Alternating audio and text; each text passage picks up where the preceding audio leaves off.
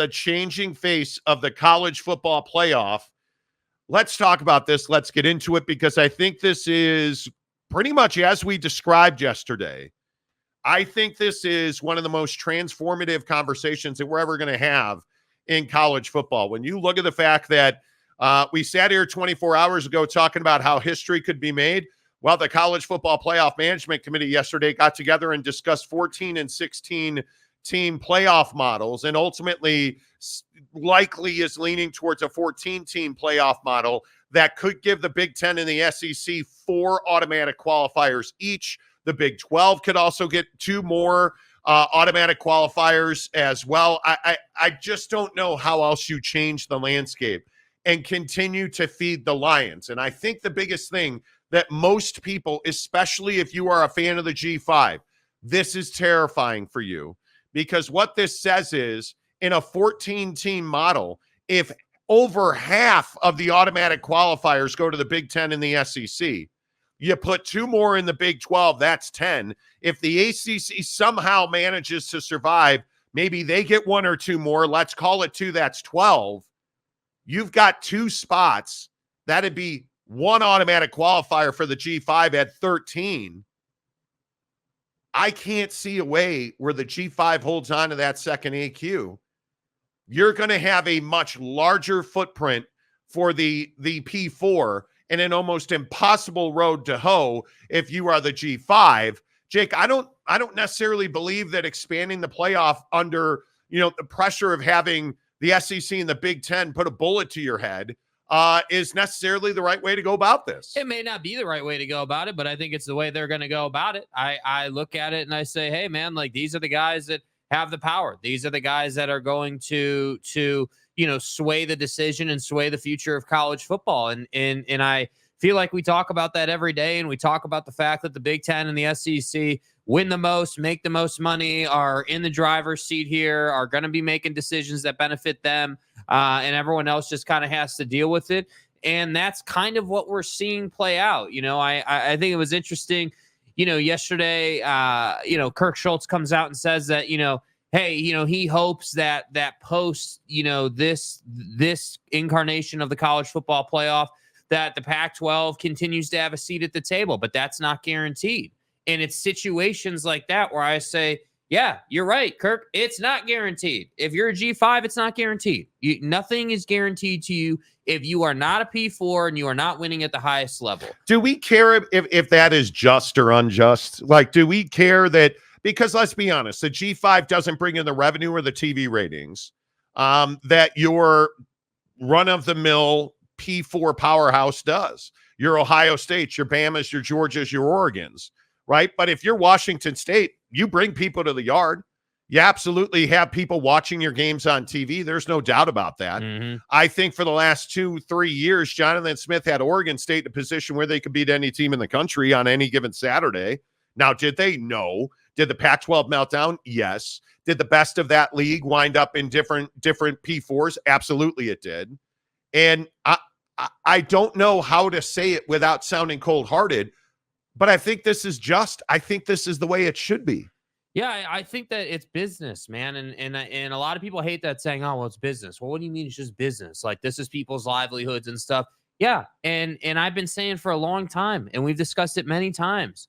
Like, if you have not been taking winning on the football field seriously, you've been doing it wrong. Yeah. And the only way that you have the ability to not care what happens on the football field is if you're a powerhouse educationally. If you have endowments and grants and all this money sitting on the back burner that you can live on and survive on long term. If you don't have that, then winning on the football field should be the top of the priority list, because what nobody wants to talk about is for those schools who don't have the money to not be good in athletics and not be good in football. If you're not winning on the football field and you don't have the extra money, who's going to fund the school? Are you just like, are you just hoping that boosters and donors are going to get it done and maybe some ad deals? Well, look at Arizona. Like that's what I'm talking about. Look at Washington State. Look at UCLA. Yeah. Look at Cal. Yeah. I mean, you're talking about major athletic departments that are running in deficits, and we're trying to find ways to limit their ability to get into the college football playoff. But it's what you said way back when Calford went to the ACC. Had you won games on the field, we wouldn't be having this conversation. Had Stanford and Cal been unequivocal winners on the field, they're probably in the Big Ten today. They're not in the ACC. And because of that, they'd probably be in a much better position, but Yeah. they're not. Yeah, I agree. I think it is a very difficult discussion. And I think it hurts people's feelings when we sit here and we talk about the fact that, people like the SEC and the Big Ten control college football and really control athletics. But when you look at the way this model is set up, there's two sides to this discussion.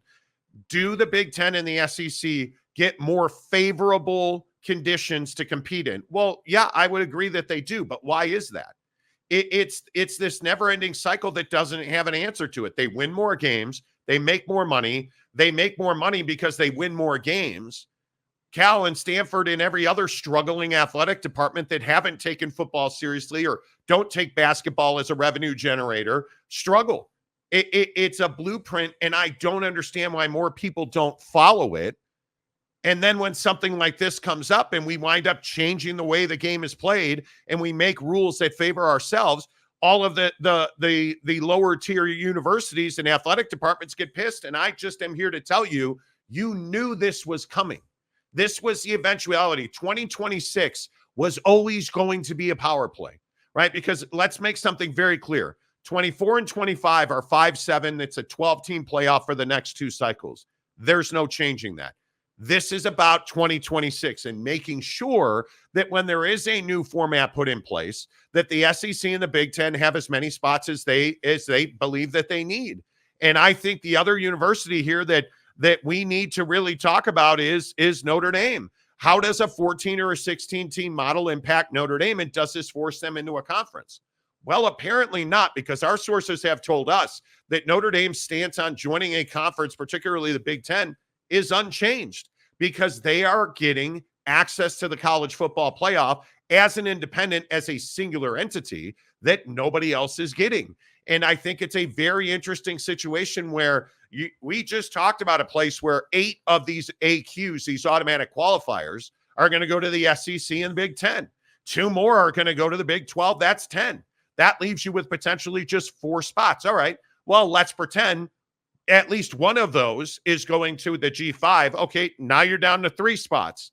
At least one of those is going to the ACC. Now you're down to 2 spots.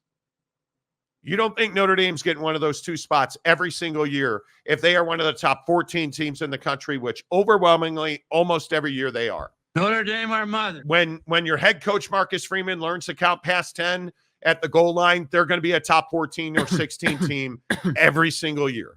And they're going to get in. If they are at all or even sort of qualified, they're going to get in.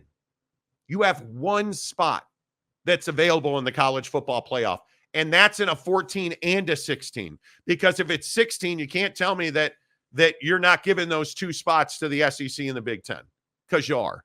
That's the reality of it. And I go back to what Nick Saban said yesterday, that this is not what college football should be about. And I know that's a utopic, perfect world conversation, but this is not the college football world that I think anybody that understands history knows or thought we would ever have. But what did you expect? What did you expect? Did you expect it to stay in this, hey, Jimmy's going to go to school and he's going to be on scholarship and play some football while he gets his degree in whatever he wants to get his degree in? That's not our world, man.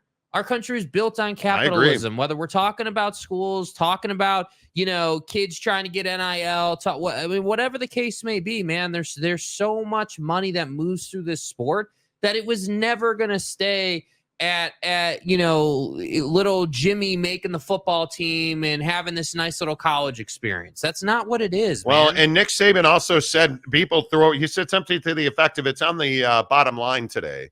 He said something to the effect of, we use the term student athlete. Well, that doesn't exist.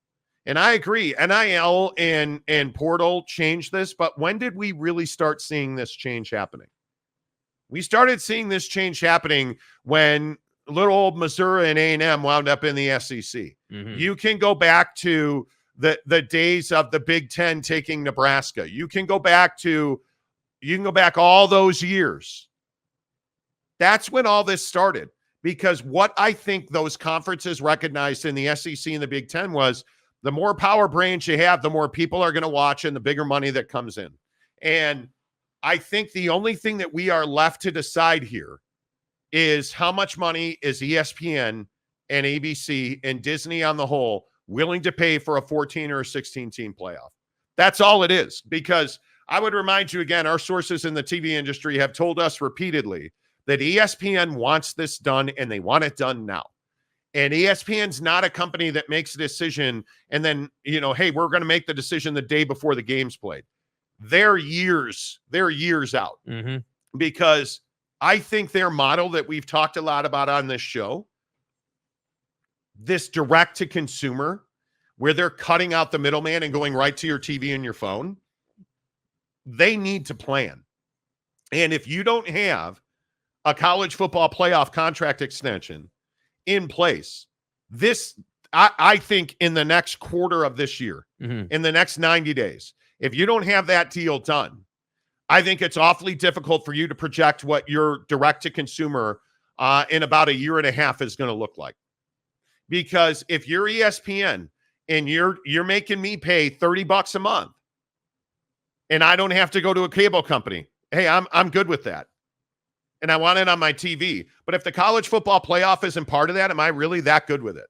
Because I'm here to tell you I'm not. No, it has to be a part of it. The college football playoff and the biggest college football games need to be on ESPN and ABC. And right now they are. Well, and I think as part of that direct-to-consumer model, like ESPN obviously has to train the consumer, right? So you have to show the consumer, hey, this app, this direct-to-consumer concept that we're rolling out, is going to have the college football playoff at that time of year. But then after the college football playoff, we got to retain as much as possible by offering, as much content in there as we can, whether it's the NHL or Major League Baseball or whatever the case may be. Obviously the NBA, there's a lot of opportunity there. So, to me, we're already we already watch ESPN Plus for golf Thursday and Friday. Like we already watch the NHL on ESPN Plus. For us, ESPN Plus is just kind of where it's at. That's just how it is. And in our suite here, we have a TV hanging and it's on.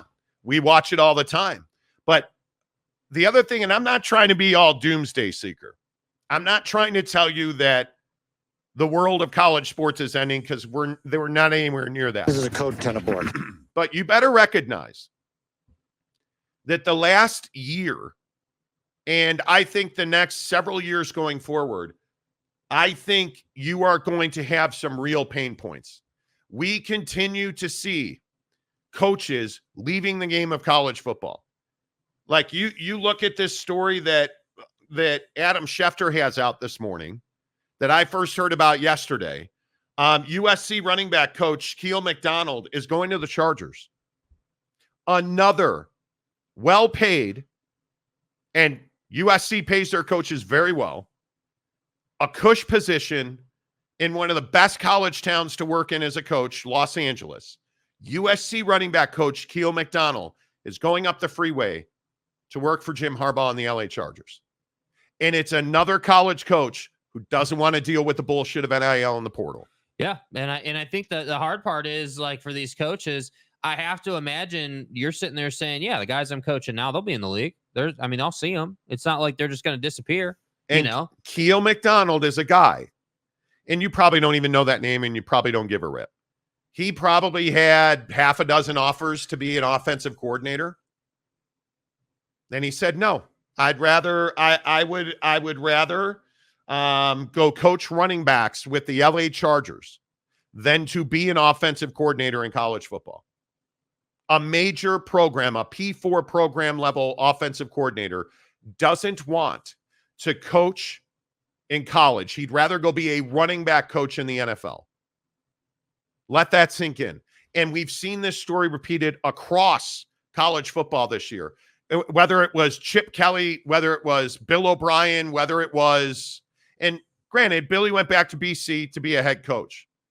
Okay, I get that. Chip Kelly quit as the head coach at UCLA to go be the offensive coordinator at the. Mm-hmm. It's wild to me how many coaches have left head coaching jobs in college and gone on to be assistants in the NFL this offseason. Nick Saban retired at Alabama and yesterday did an interview, a sit down with ESPN, where he talked about the issues facing college football and the reason he's not a coach. And he said, I want to be a voice of change about the significant issues in college. I am telling you, and I'm not trying to ring the doomsday bell or, well, we better move the doomsday clock to midnight.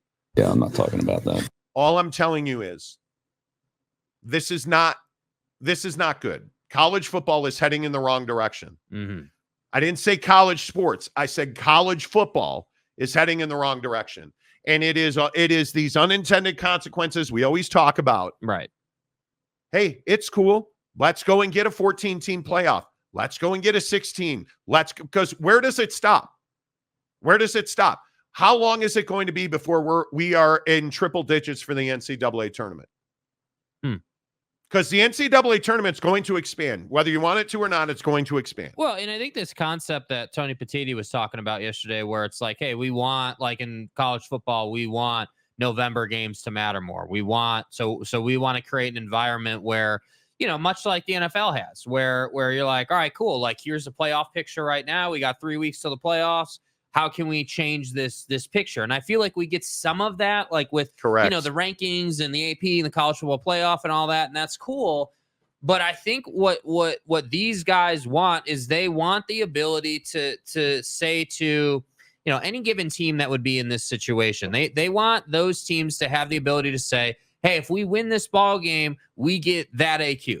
If we win this ball game, we get home field advantage. They want those added details and layers into the college football playoff, and they want those being discussed in late October and early November. I think that's an excellent point, because I do think one of the things that is critical is you keep the importance of bowl games, because the pilgrimage, you know, here in Utah, traveling to Las Vegas to see Utah take on whoever in the Las Vegas Bowl, to follow BYU around the country in bowl season and go to their bowl games.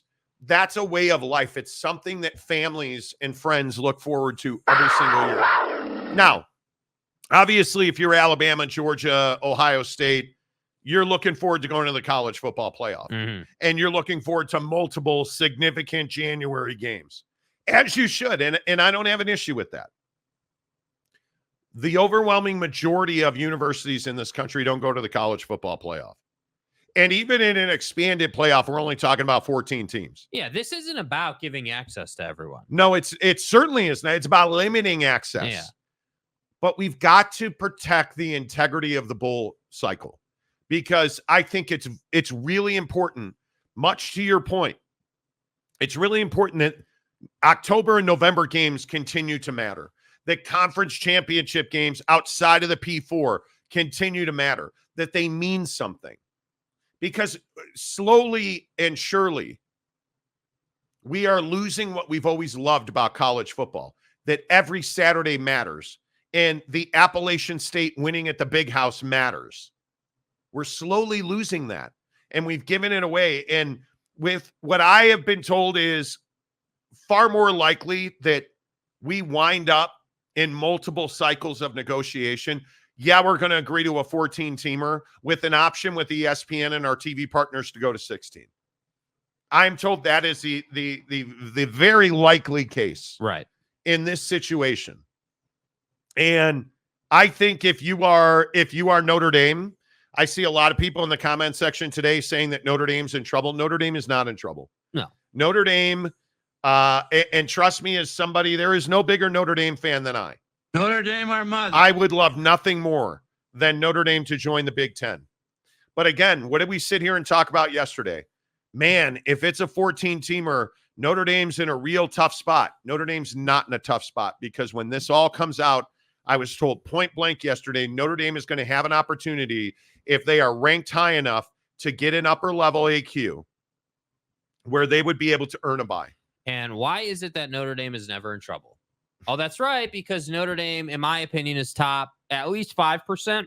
Incorrect. But in my opinion, you're completely wrong. They're never in trouble because Jesus is a Notre Dame fan. Well, See, I didn't want to hurt people's feelings. God and bring loves the Notre relig- Dame. the Listen, religion piece, dude. Jesus is at every single Notre Dame home game. In God's name, image, and likeness. That's why it's so surprising that Marcus Freeman has to take his shoes off to count to 11. God bless. Just can't understand it. Yeah, it's really weird, dude. Anyway, I'm a Good jerk. talk. Go Good ahead. talk. I don't think Notre Dame's in trouble because they make millions of dollars for college football. Their brand is a behemoth. They're arguably the biggest brand in college athletics. Mhm. And people turn out. Their games are all sold out. Their fans travel.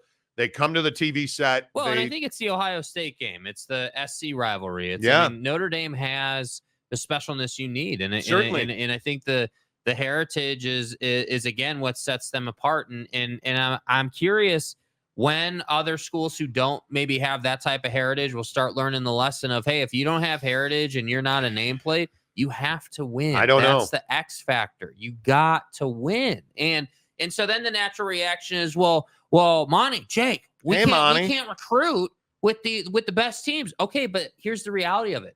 That's your problem. That's not Georgia's problem or Bama or Notre Dame's problem. That's your problem. And you have to figure out how to get around that, right? You got to figure out, okay, how can we line item, a bunch of NIL money to go out and chase players? Because that's what it takes now. But again, it's hockey. And you're going to be like, Monty, are you losing it? No. Monty, do you even watch Michigan hockey? Do you guys understand that more players are skipping junior hockey now and playing college hockey? Do you the absolute incentive to play college hockey, the excitement to play NCAA hockey instead of going and playing junior hockey? We've never seen that before. And I'm going to continue to tell you, this is a unique problem for college football. This is not a college basketball issue. It's not. We're watching a Kentucky LSU game that was phenomenal. We're watching Duke dominate Miami last night. Like Duke is Duke. Like we're watching a great season. Again, Jake Retzloff, the BYU quarterback, joins us an hour from now. He was at the Baylor BYU game, which was a phenomenal basketball game. We are watching college basketball. I'm not going to say enjoy a resurgence, but we're watching college basketball thrive right now. Mm-hmm. We're watching college hockey thrive right now. We're watching women's sports thrive right now. Stick and ball sports thriving right now.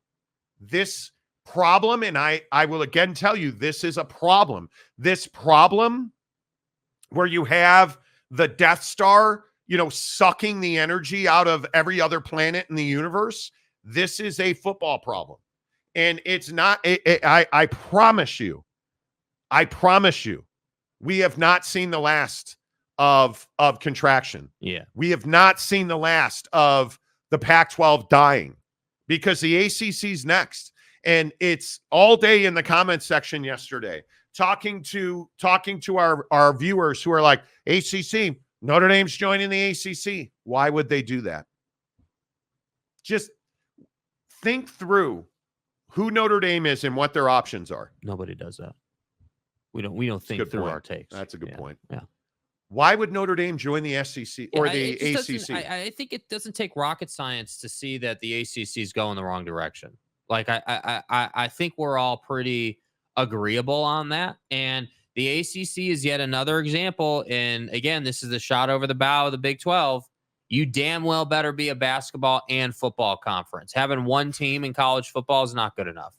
It's not good enough. And I continue to hear, and as I talk to people around college sports, the Big 12 has leverage now. The Big 12 has a significant voice. Now, is it as significant as the Big-10 and the SEC? Well, no, of course not. Are they a bully? Of course not. But the Big 12 is making significantly more money than anybody thought that they could.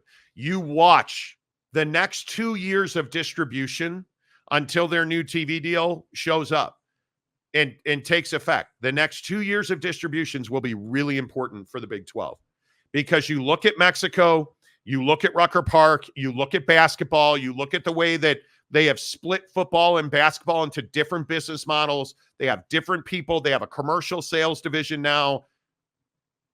The Big 12 is a sales entity.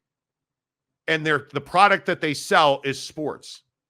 The SEC is a sports entity who only cares about winning games. Now, those are two uniquely different business models with the same endpoint. Make more money than everybody else. Yeah. That's what it is. And if you win games, you're going to make more money. If you're not able to win games at the highest level in college football, which the Big 12 does not win at the same level that the SEC does. And again, another huge fight in the comments section yesterday was when I said, hey, the Big 12 was a better football conference than the Big 10 last year. Mm-hmm. And it was. And I think the Pac-12 was a better football conference than the Big 10 was last year.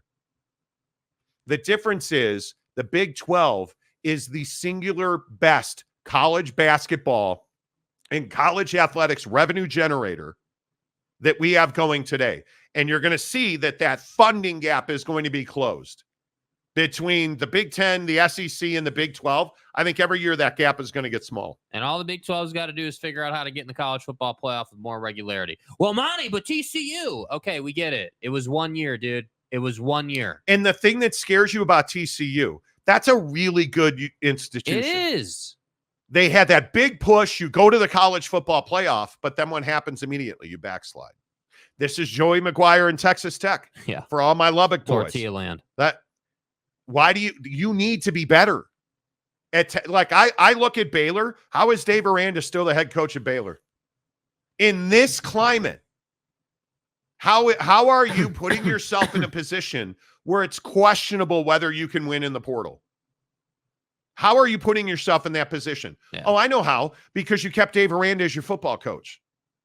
That's how. Yeah. And I look at Chip Kelly and UCLA. Chip knows they're not going to compete in the portal. He knows they're not going to compete in NIL. He's never beating USC.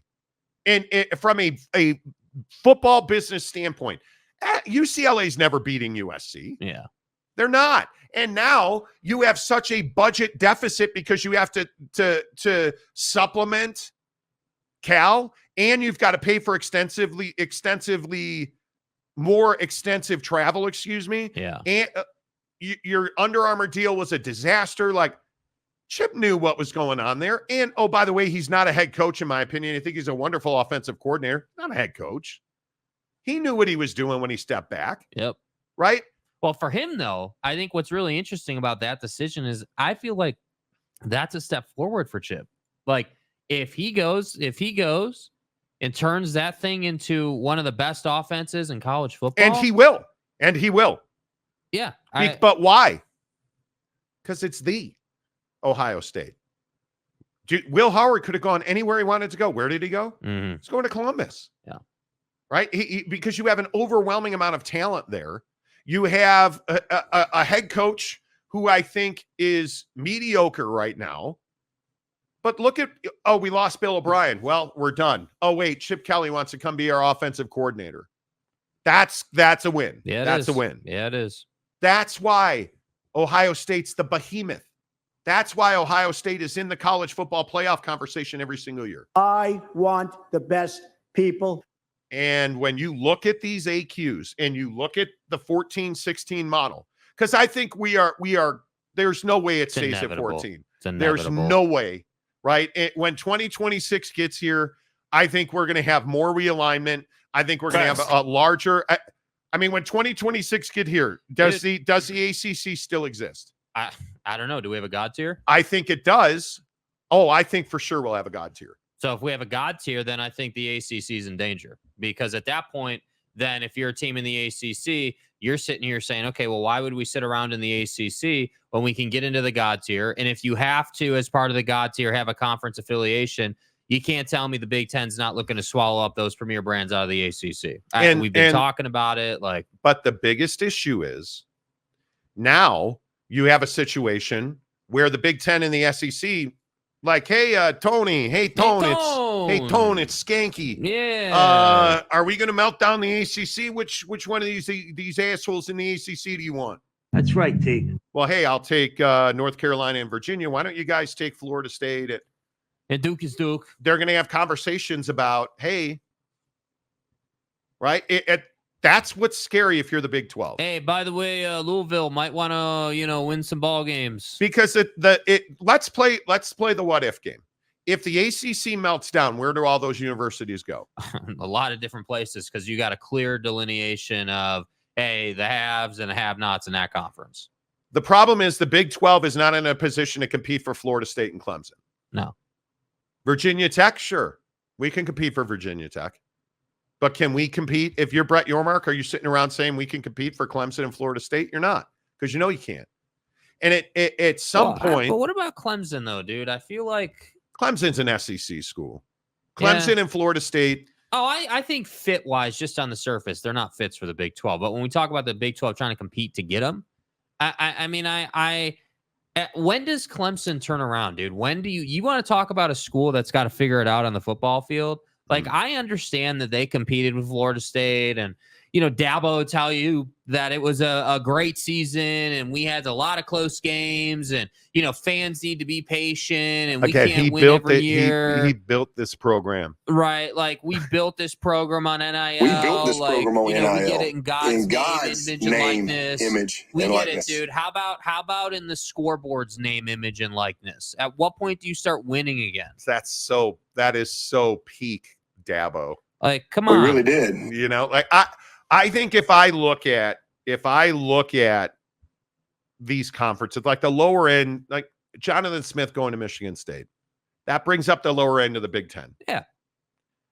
I look at the SEC. Why would I want anything to do with bottom feeder Vandy? BC?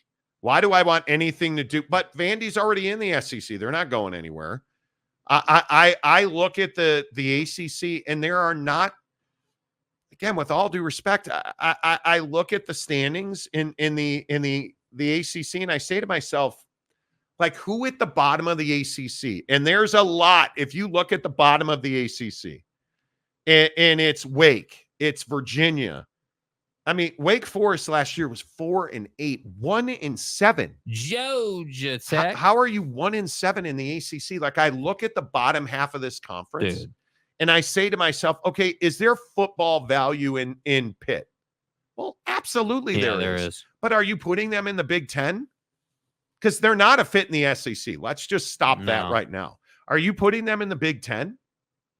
Yeah, You're probably not. Maybe that's the conversation for conference affiliation, like from the Big 10 standpoint. But if you're the Big 12, is there value in a West Virginia Pitt rivalry game every single year in your conference? Well, hell yeah, there is. And a West Virginia Vatech rivalry? But, well, I think that's Virginia Tech. But can again, I just asked myself, does that bring up the bottom half of the Big 12? It doesn't. It deepens the bottom half of the Big 12. Right now, does Virginia also, if you look at the basketball landscape in this country, I mean, the bottom half of the ACC is not the worst thing in the world in college basketball. I look at, now, is Louisville worth a damn in college basketball? They're not. They're like, what, 2-12, 3-13, but they're great in football. Okay, that's a great power brand in football. I can deal with that. Because if we're the Big 12, the rising tide is going to bring up some crappy basketball. Mm-hmm. But if you look at Carolina and Duke, neither one of them is going to the Big 12. Right. If I look at Virginia, that is a Big 10 or a Big 12 fit. They're 11-5. If I look at Wake Forest, where does Wake Forest go? Is Wake Forest a Big 12 or an SEC fit? No. I don't know. They're not a Big 10 fit. My guess is you'd wind up in the Big 12. But I think that there's a lot of these schools that like Wake Forest who are going to have flexibility in where they go, because again, I'm telling you, this conversation around whether or not conference affiliation will matter for this God tier and what that looks like is super important, because if you have a situation where they set up the God tier in a way where, you know, hey, the Big 10 gets this many, the SEC gets this many, you know, the Big 12 gets this many. If that's kind of the structure of it and what they're trying to do to keep it organized, then you're incentivizing these conferences to pick up crappy team. Because again, from a conference perspective, you're saying, okay, cool, we got the God tier, but then what can Wake Forest do in the secondary tier? But it's not even, I don't think it's an athletic competition thing. And I know we've talked this to death. my vision for the God tier has nothing to do with what happens on the field. It impacts what happens on the field. It's simply a set of rules that allows you to NIL at a different level. You have more funds and more wherewithal, because now we're at a point where we're still waiting on this injunction, I would remind you, for putting NIL on hold. We're still waiting for this injunction to allow schools to pay players. I think that's what the God tier is all about. How much are you? Because I think at some point these universities are going to figure out that they need to limit how much money can go into certain NIL pots, because it's going to get expensive.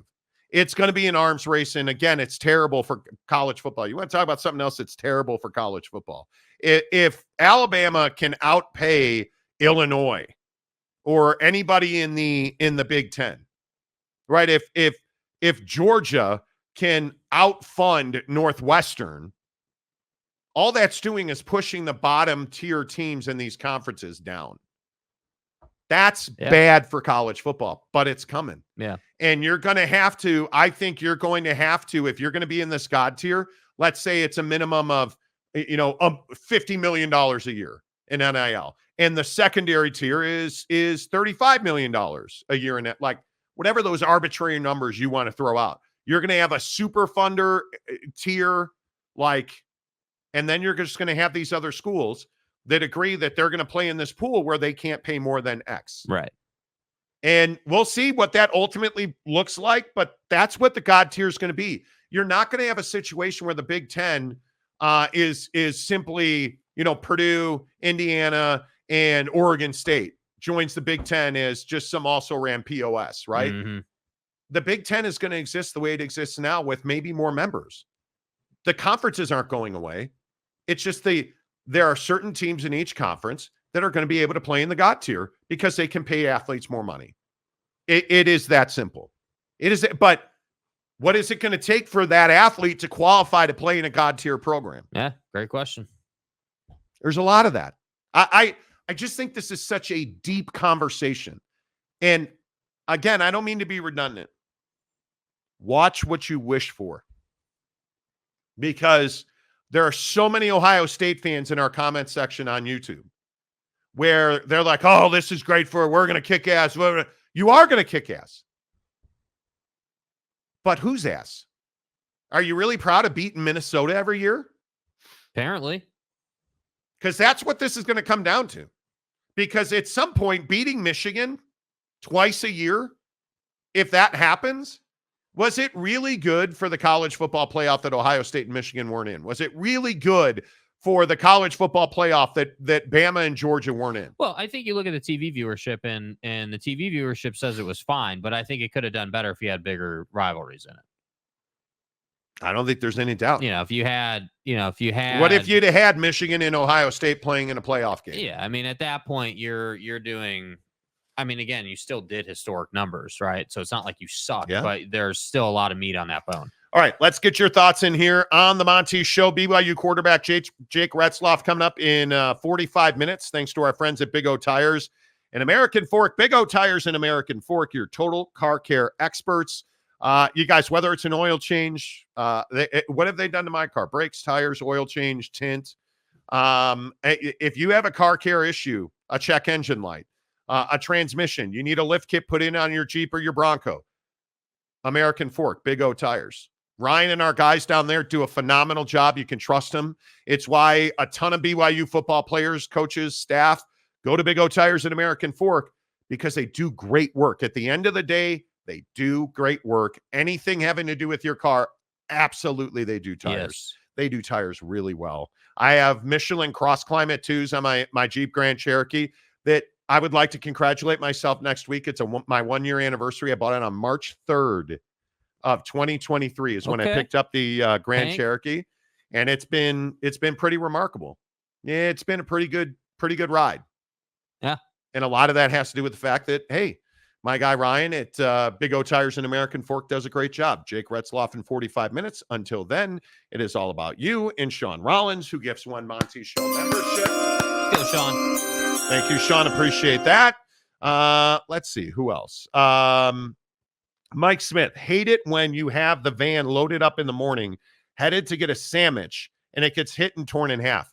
Bro, that video of this Amazon truck getting ripped in half by a train, I don't know how dude's not dead. I really don't know how dude's not dead. Bailey Dietrich, this episode of the Monty Show is going to kick ass. Why, yes, it will. Thank you. Robert Fowler, last spot will go to Notre Dame, our mother. It's really interesting that I've heard so many different ideas, that you have about, hey, like what's going to happen in Notre Dame? Well, they're going to join the ACC. They're not joining the ACC. Notre Dame, our mother. They're going to join the Big-10, potentially. They're not going to join anybody because they're going to get an AQ spot. Yeah. That's, I think, realistic. Yeah. If Notre Dame, and I think you're going to have to put some standard, if Notre Dame is in the top 14, if they're ranked in the top 14 consensus, they get an automatic qualifier spot. And if they're ranked in the top 5, they get a bye week. Period. Done.